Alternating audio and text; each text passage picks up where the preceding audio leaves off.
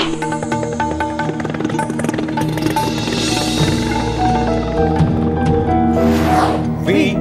the people of India, having solemnly resolved to constitute India into a sovereign, socialist, secular, democratic republic and to secure to all its citizens. নমস্কার, শুরু করছি আজকে চতুর্থ স্তম্ভ। আমি ইন্দ্রাণী। মোদিজি গতকাল সন্ধ্যায় 20 মিনিটের ভাষণে জানালেন আজকে নবরাত্রি শুরু, আর আজ থেকে দেশের মানুষ একটা বিরাট সাশ্রয়ের সুযোগ পাবে, মানুষের হাতে প্রচুর টাকা বেঁচে যাবে, ইত্যাদি ইত্যাদি ইত্যাদি। মোদী সরকার এর আগে 9টা আলাদা আলাদা ট্যাক্স স্ল্যাব চাপিয়ে 8 বছরে 55 লক্ষ কোটি টাকা আয় করেছে। এবারে সেই স্ল্যাব কমিয়ে 3 করে দিয়ে সরকার বলছে 2.5 লক্ষ কোটি টাকার বাচাত উৎসব। আগের টাকা ফেরত দিন, তারপরে সব নটাঙ্কি করবেন। উনি জি সেই যে মিত্র বলে ভাষণ দিয়ে দেশ শুদ্ধ মানুষকে লাইনে নিয়ে গিয়ে খাড়া করিয়েছিলেন, তারপর থেকেই উনি জি আসবেন দেশবাসীকে কিছু বলতে, শুনলেই বহু মানুষের প্যালপিটেশন শুরু করে। কারণ উনি জি দেশবাসীকে ওনার বাপকেলে চাকর বাকর ছাড়া কিছুই ভাবেন না, দেখলেই একটা করে কাজ গুঁজে দেন। আমরাও সেই শুরুর দিক থেকে প্রায় বিনা প্রশ্নে ওনার নির্দেশ মেনে সেসব কাজ করে চলেছি। বললেন 1000 টাকার নোট বাতিল, আমরা লাইনে দাঁড়ালাম। দেশের জওয়ান -37-এ সিয়াচিনে দাঁড়িয়ে আছে, আর ব্যাংকের লাইন সে আর কি।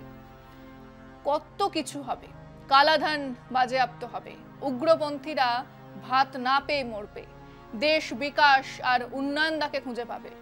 সেই যে কবে 2 ভাই মেলায় হারিয়ে গিয়েছিল তাদের। কিন্তু আমিও জানি, আপনিও জানেন, কিছুই হয়নি। তারপর একদিন সকালে উনি বললেন ঝাড়ু নাও, রাস্তা ঝাড়ু লাগাও। দিলাম, উনি একবার ফটো সেশন দিয়েছেন, আমাদের আপাতত সেটাই দায়িত্ব, ঝাড়ু লাগাও। তারপর বললেন ব্যাংকের সঙ্গে মোবাইল ফোনটা জুড়ে দাও, তারপর মোবাইলের সঙ্গে প্যান কার্ড, তারপর আধার কার্ডের সঙ্গে মোবাইল, তারপর আধার কার্ডের সঙ্গে ভোটার কার্ড।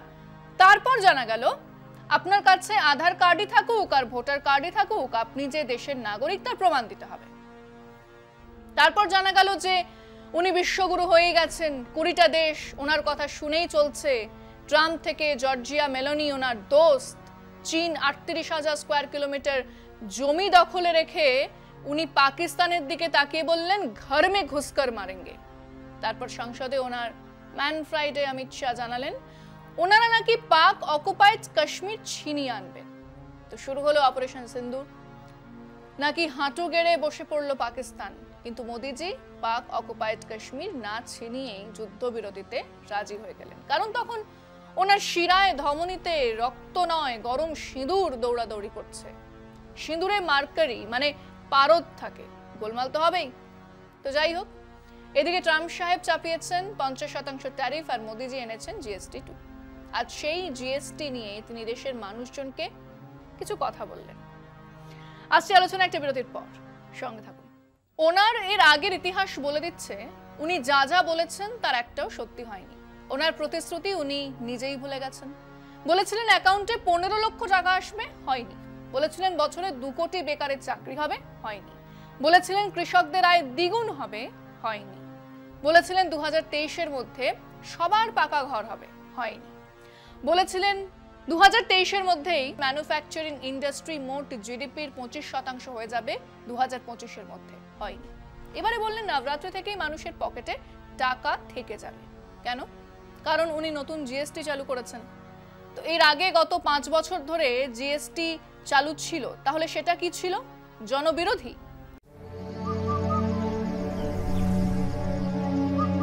আপনার প্রিয় মাকাই বাড়ি এখন নতুন প্যাকে। একটু ইতিহাসটা দেখুন। 2000 সালে তৎকালীন প্রধানমন্ত্রী অটল বিহারী বাজপেয়ী সরকার জিএসটির ধারণা নিয়ে কাজ শুরু করেন। এর আগে মডভ্যাট মানে মডিফাইড ট্যাক্স ইত্যাদির কথা হচ্ছিল, কিন্তু জিএসটির প্রথম প্রস্তাব করা হয়েছিল বাজপেয়ীর সময়। আর বাজপেয়ী সরকার জিএসটি মডেল তৈরির জন্য পশ্চিমবঙ্গের তৎকালীন অর্থমন্ত্রী অসীম দাশগুপ্তের নেতৃত্বে একটা কমিটি তৈরি করে। এবং মাথায় রাখুন, এটা কিন্তু সেটিং ছিল না। ইতিমধ্যে বাজপেয়ী জামানা শেষ, ইউপিএ জামানার সূত্রপাত, কাজেই ওই অসীম দাশগুপ্তের নেতৃত্বে কাজ এগোলো। 2006 সালে তৎকালীন অর্থমন্ত্রী পি চিদম্বরম 1 এপ্রিল 2010 থেকে জিএসটি চালু করার প্রস্তাবও করেছিলেন। কিন্তু রাজনৈতিক মতবিরোধ আর রাজ্যগুলোর মধ্যে ক্ষতিপূরণের বিষয়ে ঐকমত্যের অভাবের কারণে এই প্রক্রিয়া বারবার পিছিয়ে যায়। কাদের সবথেকে বেশি বিরোধিতা ছিল? নরেন্দ্র মোদীজি। উনি তখন গুজরাটের মুখ্যমন্ত্রী। 2011 সালে জিএসটি প্রবর্তনের জন্য লোকসভায় সংবিধান 115তম সংশোধনী বিল পেশ করা হয়েছিল, কিন্তু সেটিও পাস হয়নি। ঠিক সেই সময় আমাদের মোদীজি বহু ভাষণ দিয়েছিলেন, বলেছিলেন যে ট্যাক্স পেয়ারের সঙ্গে আইটি ইনফ্রাস্ট্রাকচার না তৈরি করা হয় ততদিন জিএসটি কোনো কাজেই দেবে না। এই ট্যাক্স পেয়ারের সঙ্গে আইটি ইনফ্রাস্ট্রাকচার জুড়ে দেওয়াটা কিন্তু মোদীজির ওই a+b² মতোই একটি বিশুদ্ধ ঢপ, যার কোনো মানেই নেই। কিন্তু ওই ভাষণের রেকর্ড এখনো থেকে গেছে। শুনুন। और भारतीय जनता पार्टी का स्टैंड बहुत साफ है। जीएसटी के संबंध में हमने कहा है कि आपकी जीएसटी का सपना तब तक पूरा नहीं होता, तब तक साकार नहीं हो सकता, जब तक कि आप पूरे देश में टैक्स पेयर के साथ आईटी इंफ्रास्ट्रक्चर का नेटवर्क नहीं बनाते। ये इम्पॉसिबल है, क्योंकि जीएसटी की रचना ही ऐसी है। হ্যাঁ, উনি সাফ বলছেন যে দেশ আর দেশের পরিকাঠামো এখনো জিএসটির জন্য তৈরি নয়, জিএসটি লাগুই করা যাবে না। কিন্তু মজার কথা হলো 2014 সালে নরেন্দ্র মোদীর নেতৃত্বে এনডিএ সরকার ক্ষমতায় আসার পরেই সেই জিএসটি বাস্তবায়নের প্রক্রিয়া গতি পেল। শুধু নয়, 2014 সালে সংবিধান 122তম সংশোধনী বিল লোকসভায় পেশ করা হয়। মানে মোদীজি ক্ষমতায় এসে 1 বছরের আগেই, তখনও কিছু করে ওঠার আগেই ওই অসীম দাশগুপ্ত কমিটির সিফারিশ অনুযায়ী জিএসটি লাগু করার সিদ্ধান্ত নিয়ে ফেললেন। মানে এর আগের বিরোধিতা ছিল এক রাজনৈতিক বিরোধিতা। 2015 সাল মে মাসে লোকসভা এই বিল পাশ করে এবং শেষে 2016 সালের অগস্ট মাসে রাজ্যসভা এবং লোকসভা দুটো সভাতেই বিলটা পাস হয়। জিএসটি লাগু হয়ে গেল 2016 সালের 8ই সেপ্টেম্বর থেকে। সেই মাঝরাতে নকটাঙ্কিতে, হ্যাঁ, সিপিএম এর তরফে একমাত্র ওই অসীম দাশগুপ্ত ছিলেন, তিনি জানিয়েছিলেন, তিনি যে প্রস্তাব দিয়েছিলেন 2011তেই সেই প্রস্তাবই লাগু হলো। তিনি আনন্দিত। কিন্তু 2011তে মোদীজি বিরোধিতা করেছিলেন। এবারে মাঝরাতে লোকসভা রাজ্যসভার বৈঠক দেখে নৌটাঙ্কি করে জিএসটি লাগু হলো, আর মিডিয়া তাকে মোদীজির মাস্টার স্ট্রোক বলে ব্যাখ্যাও করে দিল। কিন্তু দেশ জুড়ে ব্যবসা ধাক্কা খেল, আর তারপর থেকে হাজারবার বিভিন্ন পরিবর্তন এসেছে জিএসটি রুলে। এবারে সেই মাস্টার স্ট্রোককে আগা পাঁচতলা বদলে নতুন মাত্র 3টে স্ল্যাবকে রেখে জিএসটি 2 আনা হলো। মজার কথা হলো এটাও মোদীজির মাস্টার স্ট্রোক। জানি না কি করে আগেরটাও মাস্টার স্ট্রোক আবার পরেরটাও মাস্টার স্ট্রোক হয়। সে যাই হোক, মোদীজি সেই 2 নম্বর মাস্টার স্ট্রোক নিয়ে কথা বলতে এলেন। শুরুতেই উনি জানালেন নবরাত্রির শুভেচ্ছা। বাঙালির দুর্গাপুজো নবরাত্রি নয়, বাঙালি আজ থেকেই দেশি মুরগি পাঁঠার ঝোল খেতে শুরু করেছে। সপ্তমীতে চিলি চিকেন আর ফ্রাইড রাইস, নবমীতে বিরিয়ানির প্ল্যানিং শেষ। উনি নাকি আগামীকাল থেকে গরম জল খেয়ে কাটাবেন। ওনার বানর বাহিনী ইতিমধ্যেই যেখানে সেখানে সম্ভব মাছ মাংসের দোকান বন্ধ করে দিয়েছে। ওনার দুর্গাপুজোর কথা জানার কথা নয়, আর এই বঙ্গ বিজেপির ভৃত্যদের কেউ যে ওনাকে তা মনে করিয়ে দেবেন তেমন সাহস তো কারণ নেই। তো আজ থেকে জিএসটি লাগু হলো, আর তাতে মানুষের কত সুবিধা হবে সেটা জানাতেই ওনার ভাষণ দিতে আসা। কারণ বাকি আর কিছুই ওনার বলার নেই। বিশ্বগুরু আপাতত 50% ট্যারিফ আর H1B ভিসার চাপে কোকাচ্ছে। দেশের ভেতরে ভোট চোর আওয়াজ উঠছে। যুদ্ধবিরতি নিয়ে এখনো ঠিকঠাক কোনো এক্সপ্লেনেশন নেই। এখন নতুন মাস্টার স্ট্রোক নিয়ে তিনি নেমেছেন। সময় আরো একটা বিরতির, সঙ্গে থাকুন। আসুন এবারে এই ট্যাক্স বিষয়টা নিয়ে দুটো কথা বলি। সরকার ট্যাক্স নেয় কেন? কারণ সরকারের বিভিন্ন পরিকল্পনা, বিভিন্ন ডেভেলপমেন্ট প্রজেক্টের টাকা দরকার। সেই টাকা আসবে কোথা থেকে?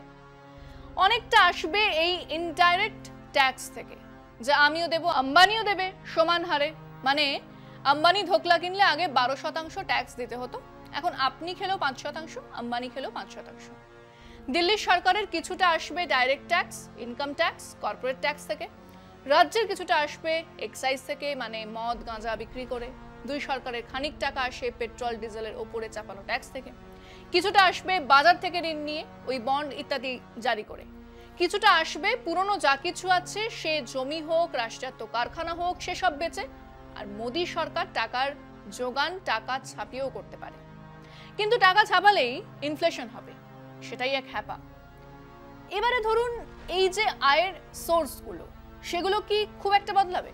ইনকাম ট্যাক্স, কর্পোরেট ট্যাক্স যা কেন্দ্রীয় সরকার মানে ইউনিয়ন গভর্নমেন্ট পায় তা কি খুব বাড়বে বা কমবে? না, কমবে না। এক্সাইজ ট্যাক্স, তেলের ওপর চাপানো ট্যাক্স, রাষ্ট্রায়ত্ত কোম্পানি বেচে আমদানি, জমি বা সম্পদ বেচে আমদানি, এসব কি খুব বিরাট একটা বদলাবে? না, বদলাবে না। এবারে ধরুন 100 টাকার মধ্যে রাজ্য সরকারের কাছে 30 টাকা আসতো, জিএসটি থেকে ইউনিয়ন সরকারও 30 টাকা পেত, জিএসটি কমিয়ে দেওয়া হলো, অনেকটা কমিয়ে দেওয়া হলো। ধরুন এবারে আসবে 20 টাকা করে। ইউনিয়ন গভর্নমেন্ট কি করবেন?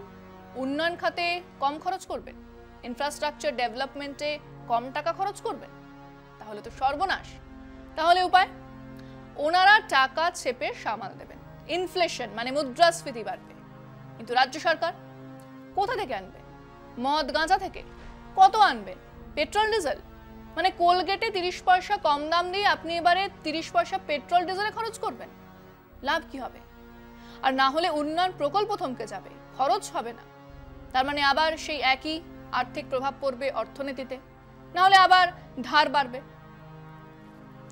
আসলে জিএসটি বা গুডস অ্যান্ড সার্ভিসেস ট্যাক্সের প্রথম লক্ষ্য ছিল বিভিন্ন ট্যাক্সের বদলে একটা ইউনিফর্ম ট্যাক্স রেজিম তৈরি করা, সেই ট্যাক্সে কেন্দ্র রাজ্য এক সম বন্টন করা, আর মানুষকে সে ক্রেতা হোক আর বিক্রেতা হোক বিভিন্ন রকমের ট্যাক্সের জন্য হয়রানি না হতে দেওয়া।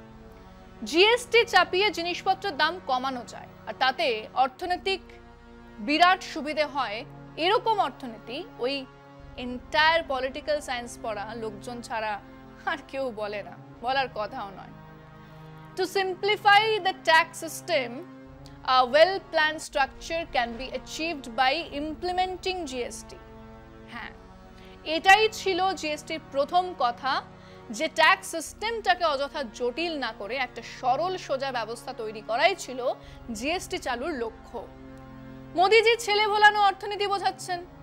আচ্ছা, আপনি আজকে যে বিরিয়ানিটা 265 টাকা দিয়ে কিনলেন, সেই বিরিয়ানিটা আগামীকাল কত টাকা দিয়ে কিনবেন? যদি সেই দোকান আপনাকে জিএসটি কমার পুরো লাভটাই ট্রান্সফার করে দেয় তাহলে 235 টাকায়। যদি কেনেন তাহলে রাজ্য সরকার 15 টাকা কম ট্যাক্স পাবে। এই তো হবে নতুন জিএসটির হিসেবে। রাজ্য সরকার এই 15 টাকাটা কোথা থেকে আনবেন? মোদিজি এই 15 টাকাটা তো নিজের পকেট থেকে দেবেন না। তাহলে হ্যাঁ, হয় টাকা ছাপা হবে, হলে ইনফ্লেশন হবেই, না হলে প্রকল্প বন্ধ হবে, হলে গোটা অর্থনীতির ক্ষতি, না হলে রাজ্য সরকার অন্য কোনো পদ্ধতিতে ট্যাক্স আদায় করতে বাধ্য হবেন বা ধার নেবেন। এতে অর্থনীতিতে কোন বিরাট জোয়ার আসবে? হ্যাঁ, এটা বুঝতে খুব সাধারণ বুদ্ধির দরকার। প্রধানমন্ত্রী জানেন গত 10 বছর ধরে এক গরু চোনা খেকো ভক্তকুল তৈরি করেছেন, যারা মোদিজি ফলিডল খাওয়ালেও তাই জয় শ্রীরাম বলে খেয়ে নেবেন। আর তার সঙ্গে আছে বিকিয়ে যাওয়া গদি মিডিয়া, তারা ইতিমধ্যেই মোদি কেত্তনে নেমেই পড়েছেন। কিন্তু সত্যিটা বুঝুন, বোঝান, জানুন আর জানান। আজ এখানেই শেষ করছি। শুভরাত্রি।